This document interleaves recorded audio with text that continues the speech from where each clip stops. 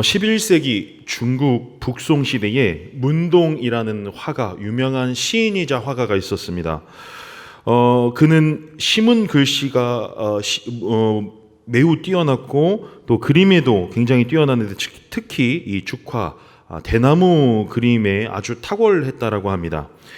어느 정도였냐면 그가 그린 대나무 그림은 마치 살아 움직이는 것 같아서 새가 앉으려고 시도하는 그런 정도의 아주 뛰어난 그림이었다라고 이야기합니다. 어느 날 그의 친구가 그를 찾아와서 이렇게 물었습니다. 어떻게 하면 그렇게 뛰어나게 빼어난 그림을 그릴 수 있습니까? 이렇게 물은 거죠. 그랬더니 문동이 그 비결에 대하여서 친구에게 이렇게 대답을 했습니다. 내 가슴 속에 먼저 살아있는 대나무의 모습을 새겨 놓아야 된다. 살아있는 대나무의 모습을 내 마음속에 먼저 다 그려놓고 완성시킨 후에 그것을 그대로 화폭에 옮겨 놓으면 된다. 이렇게 대답을 했습니다. 문동은 대나무 화폭에 대나무 그림을 그리기 전에 이 마음속에 이미 생동하는 나무의 모습을 완벽하게 새겨 놓은 것입니다. 우리도 마찬가지인 것 같습니다. 우리 마음속에 무엇을 그려 놓느냐, 무엇을 품고 있느냐, 어떤 꿈을 그리고 있느냐에 따라서, 다른 말로 이야기하면 무엇을 바라보고 무엇을 소망하느냐에 따라서 우리의 삶의 결과가 달라지는 것 같습니다. 우리 어린 아이들에게 왜 그렇게 꿈을 꾸어라, 큰 꿈을 꾸어라 우리가 그렇게 강요하듯 말하죠. 큰 꿈을 꿀수록 여러분 우리의 인생의 확폭은 더 멋있어지기 때문입니다. 꿈조차 꾸지 못하는 아이들은 제대로 된 인생의 그림을 그려낼 수 없습니다. 따라서 여러분 우리 아이들이 더 큰 꿈을 꿀 수 있도록, 특히 하나님의 꿈을 꿀 수 있도록 아이들의 믿음을, 그 마음에 하나님의 꿈을 심어주시는 우리 모든 부평제일교회 성도님들 되시길 주님의 이름으로 축복합니다. 자, 이렇듯 우리 마음에 화려한 그림, 멋있는 그림을 그려놓고 그것을 꿈꾼다면 멋있는 작품이 나오겠지만, 반대로 우리가 우리의 마음에 낙서를 해놓는다면 우리의 인생의 결과도 낙서밖에 되지는 않을 것입니다. 우리 마음속에 품은 비전과 생각은 언제 어떤 형태로든 결국 우리의 현실에 반영되어지는 것을 우리가 경험을 통해서 알 수 있습니다. 여기서 질문 하나 드립니다. 여러분 작품을 그리시겠습니까? 낙서를 그리시겠습니까? 작품을 그려야겠죠. 다 낙서 그리고 싶으신 분들 계신가요? 우리 마음에 그렇다면 어떻게 해야 이 멋진 작품을 그려낼 수 있을까요? 우리 인생에 어떻게 이 멋진 작품을 현실로 가져올 수 있을까요? 이렇게 제안하고 싶습니다. 우리의 마음에 믿음의 그림을 그리셔야 됩니다. 세상 사람들이 이야기하는 멋있고 화려한 인생의 그림들 있을 것입니다. 그런데 우리 그거 쫓아 살아가 봤자 우리 인생의 결국에 나오는 결과물이 별 볼 일 없다라는 것을 너무나 잘 압니다. 반면에 믿음으로 우리의 인생을 그려나갈 때에 우리의 삶은 엄청난 결과를 가지고 오게 될 것입니다. 여러분 이 사실을 믿으십니까? 이 사실이 우리의 가슴을 설레게 하지 않습니까? 내가 품은 믿음이, 내가 품은 소망이 언젠가 내 삶에 너무나도 멋있는 하나님의 작품으로서 그 열매를 맺게 될 그날을 여러분 소망하시는 저와 여러분 되시길 간절히 바랍니다. 자, 그렇다면 우리의 믿음을 그릴 때에 이 도구, 그림을 그릴 때, 인생 그림을 그릴 때 두 가지가 필요한데요. 첫 번째는 무엇으로 그려내야 하는가이겠죠. 무엇으로 그려내야 하는가, 이 그림의 도구는 믿음이어야 한다라는 것입니다. 자, 그렇다면 믿음이란 무엇인가? 자, 첫 번째 믿음에 대해서 제가 짤막하게 요약하여서 성경이 말하는 믿음이 무엇인지에 대해서 한번 말씀드리겠습니다. 첫째, 믿음이란 시인하고 인정하는 것을 성경은 믿음이라고 이야기합니다. 자, 궁극적으로 예수님이 우리의 삶의 구주가 되시고 주인 되심을 믿고 받아들이는 것, 이것이 믿음의 시작입니다. 그래서 그분의 가르침과 삶과 인격 전체를 우리가 인정하고 닮아가려고 노력하는 것이 믿음의 시작입니다. 자, 그럼 두 번째는 무엇이냐? 그 인정한 믿음을 받아들이고 수용하고 영접하는 것이 두 번째 단계입니다. 예수님을 내 삶의 주인으로 영접할 뿐만 아니라 하나님의 자녀, 하나님의 제자가 되어가는 삶, 그래서 그분과 닮아가는 삶을 살아가는 것이 믿음입니다. 세 번째는 믿음은 의지하고 맡기고 의탁하는 것을 믿음이라고 이야기합니다. 우리는 우리의 소중한 물건을 누군가에게 맡길 때에 어떤 사람에게 맡깁니까? 못 믿어온 사람에게 물건을 맡기나요? 그렇지 않죠. 아마 가장 소중한 것일수록 더욱 믿을 만한 사람에게 나의 소중한 물건을 맡기고 싶을 것입니다. 그렇다면 우리의 소중한 우리의 삶 전체를 누구에게 의탁하고 맡겨야 되나요? 답은 정해져 있죠. 하나님께 그 모든 것을 맡겨드려야 된다는 것입니다.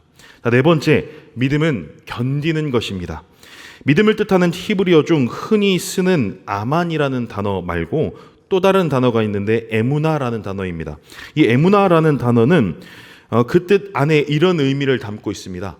견디다라는 뜻입니다. 인내하다, 견디다. 여러분, 믿음은 결국 견디는 것을 또한 성경은 믿음이라고 이야기합니다. 만약에 우리가 하나님을 믿고 의지하는데 우리 그 믿음으로 인하여서 핍박받거나 삶의 고난, 모든 것이 형통할 줄 알았는데 무언가 고난이 일어난다라면 우리의 마음이 쉬 흔들려서 어떤 분들은 그 믿음의 뿌리가 약한 분들은 더 이상 하나님을 신뢰하지 않고 더 이상 하나님을 마음에 두기를 소망하지 아니하고 믿음을 저버리는 경우까지 생기게 되죠. 따라서 믿음은 어디까지 이르러야 되냐? 끝까지 견디는 데까지 이르러야 됩니다. 믿음이란 따라서 이 네 가지로 정의할 수 있습니다. 믿음이란 시인하고 인정하는 것, 또 받아들이고 수용하고 영접하는 것, 의지하고 맡기고 의탁하는 것, 마지막으로 끝내 견뎌내는 것이 믿음입니다. 자, 그렇다면 이 믿음으로 우리가 그림을 그려 나가야 되는데 중요한 건 두 번째입니다. 무엇으로 그려 나가냐? 믿음으로 우리의 삶의 그림을 그려야 된다는 것까지는 우리가 왔는데, 그렇다면 어떤 그림을 그려 나가야 되는가? 여러분, 아무리 좋은 물감과 아무리 좋은 붓이 있어도 그것이 유명한 화가의 손에 들려있는 것과 5살짜리 아이 손에 들려있는 것에는 그 결과에 상당한 차이가 있을 수밖에 없겠죠. 어쩌면 5살 아이보다 저 같은 사람의 손에서 의해서 탄생한 그림은 훨씬 더 보잘것 없을 수도 있을 것 같습니다. 어떤 그림을 그려나가야 되나? 흔히 우리가 이런 말을 합니다. 인생의 그림을 그리려면 큰 그림을 그려야 된다. 넓게 보고 크게 보아서 큰 그림을 그려나가야 된다. 이런 말들 흔히 이야기합니다. 이 말의 뜻이 무엇인고, 작은 것에 연연하지 말고 시야를 넓게 가져라 정도로 우리가 이해합니다. 조훈현 바둑 기사를 혹시 기억하십니까? 우리 어르신들께서는 이 조훈현 바둑 기사를 아실 것 같은데 70년대에 맹활약하셨던 바둑 기사입니다. 일본이 당시에 세계 바둑의 최강국이었던 시절에 이 일본의 아성을 무너뜨리고 이 한국 바둑의 위상을 세운 분입니다. 이 일본의 아성을 무너뜨렸으니 그 당시에 얼마나 센세이션했겠습니까? 전설이었었죠. 이분이 70년대 후반부터 90년대 초반까지 한 시대를 풍미하셨습니다. 그의 유명한 이 바둑 대전 중에 하나가 89년도에 있었던 린 하오펑이라는 중국 선수와의 준결승입니다. 이 조훈현 기사가 당시에는 이 린 하오펑과 시합을 할 때에 두어서는 안 되는 악수를 둬버렸습니다. 흔히 바둑에서 빈삼각이라는 패수가 있습니다. 빈삼각이라는 수는 두면 손해볼 수밖에 없는, 무조건 손해보는 실수, 이게 초보자나 하는 실수들입니다. 근데 이 빈삼각이라는 초보적인 실수를 이 조훈현 기사가 그 경기에서 2번이나 둬버렸습니다.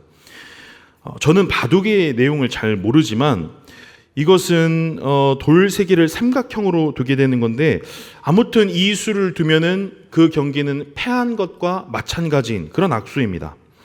이 조훈현 기사가 빈삼각을 2번이나 두고 사람들이 모두 다 그 결과를 어떻게 예상했을까요?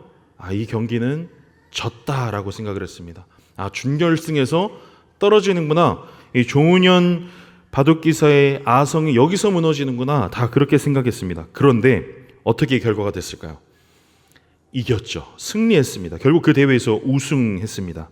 빈 삼각을 두 번이나 두었을 때에는 이게 패수 같아 보이고 악수 같아 보였는데 시합이 진행될수록 이 수가 점점 파격적인 묘수가 되어가기 시작했습니다. 그래서 원래 바둑계의 명언 중에 하나가 빈 삼각은 두지 마라 라는 익히 잘 알고 있는 초보자에게 해주는 격언이 있었는데, 그런데 이 격언이 조훈현 바둑기사 이후에 어떻게 바뀌었냐면 빈 삼각을 제대로 둘 줄 알아야 진정한 바둑 고수가 될 수 있다, 이런 격언으로 바뀌었다고 합니다.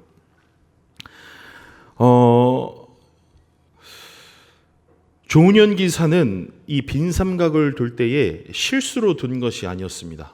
모든 것이 의도된 것이었습니다. 다른 사람들이 봤을 때는 그거는 악수고 실수였지만 조훈현 기사 마음속에 그린 자기의 이 바둑 그림 안에서는 이건 반드시 필요한 수였던 거죠. 묘수였던 겁니다. 그래서 그 수를 두 번이나 둠으로써 결국에는 반전의 승리를 가져오게 되는 큰 그림을 그려놓고 있었던 것이죠.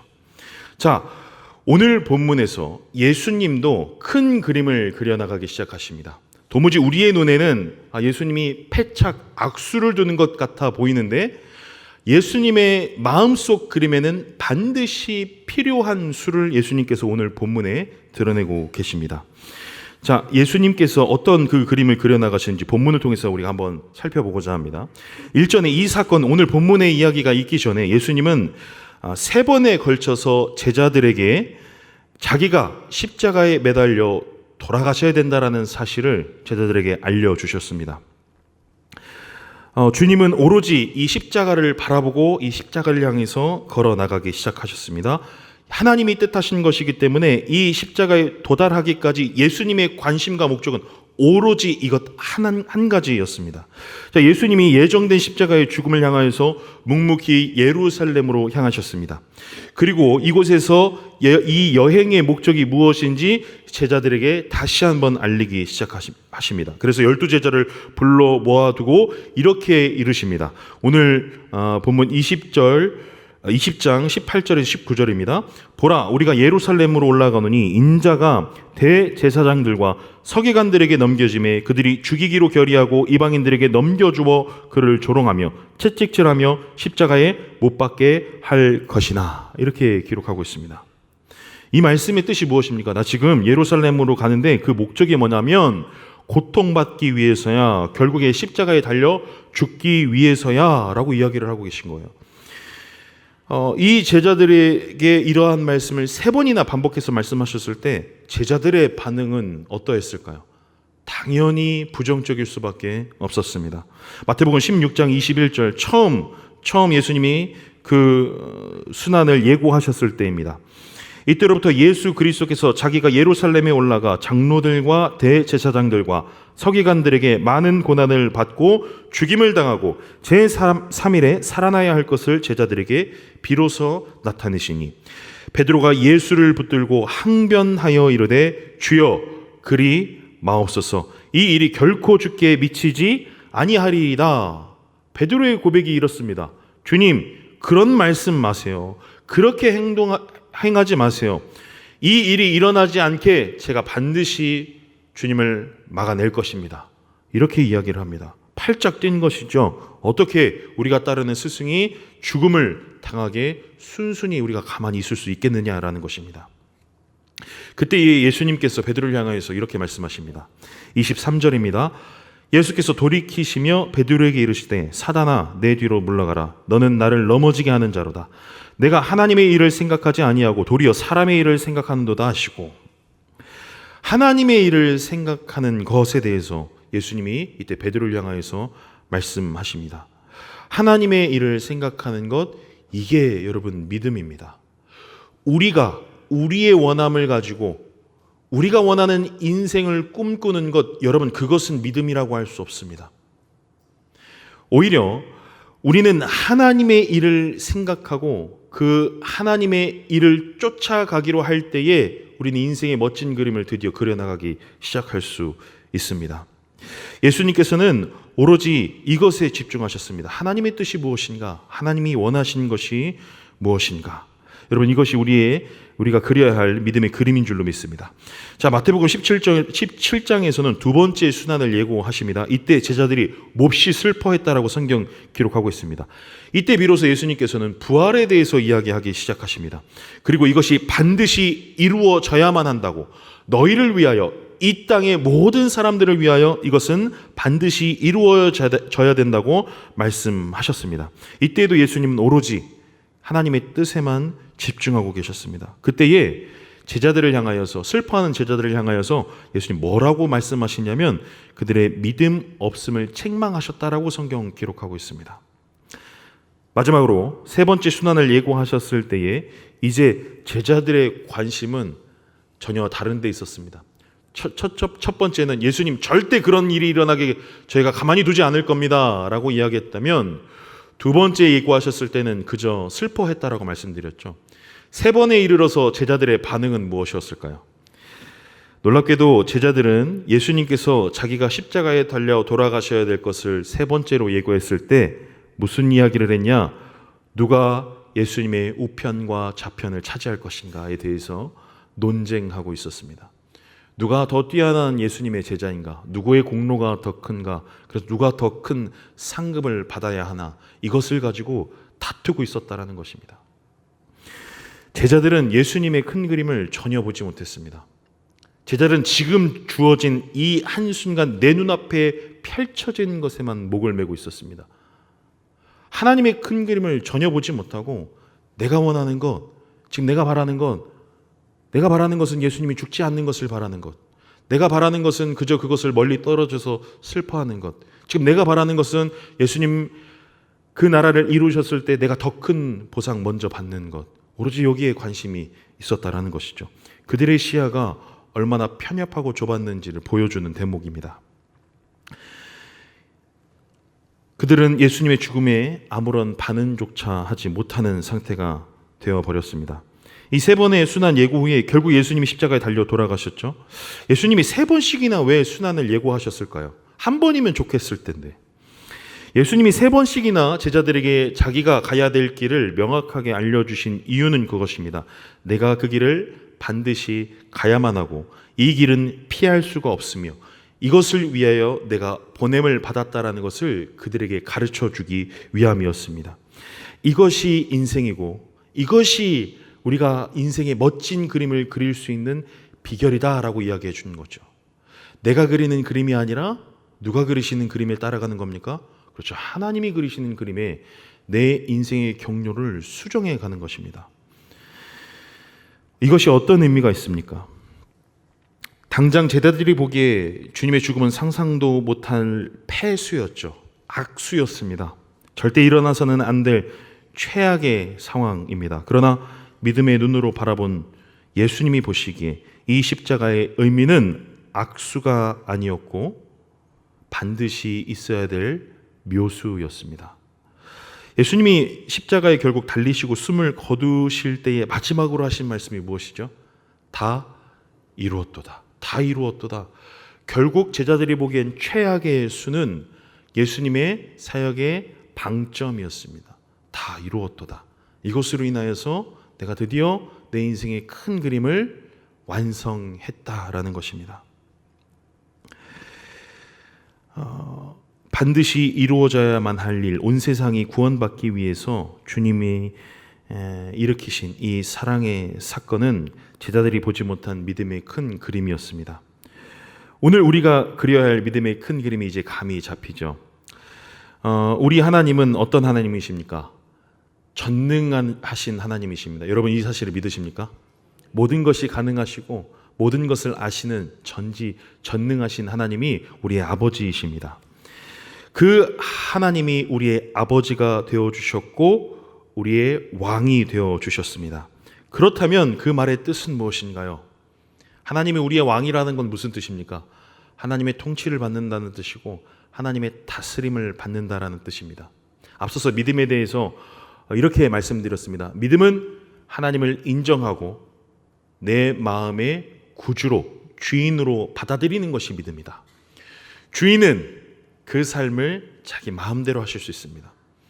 하나님이 우리의 삶의 주인이라는 것을 우리가 인정하고 가면서 내 삶은 제 겁니다, 제 인생 제가 계획할게요 라고 말하는 것은 말로만 하나님이 내 인생의 주인이라고 이야기하면서 전혀 주님을 내 인생의 주인으로 인정하지 않는 아주 어리석은 행동과 마찬가지입니다. 여러분, 그림 잘 그리십니까? 실제로 여러분 그림 잘 그리세요? 저는 정말 쉽게 말하면 똥손이라고 이야기를 하죠. 제가 보니까 요즘에는 저희 첫째보다 제가 그림을 못 그리더라고요. 그림 정말 못 그리는데 저는 그래서 자신이 없으니까 아예 붓을 잡을 생각조차 안 합니다. 잡을 생각조차 안 해요. 말씀 묵상하는 건 제가 잘할 자신이 있는데 그림 그리는 건 자신이 없습니다. 그럼 어떻게 해야 되나요? 그림 잘 그리는 사람에게 맡겨야겠죠. 여러분, 우리의 인생을 계획하면 계획한 대로 다 이루어지십니까? 여러분, 인생의 그림을 그려나가실 때 그 그려나가신 그림 다 이루셨습니까? 그렇지 않죠. 인생은 늘 우리의 계획과는 전혀 다르게 흘러갑니다. 그래서 늘 실망하게 되어지고 좌절하게 되어지죠.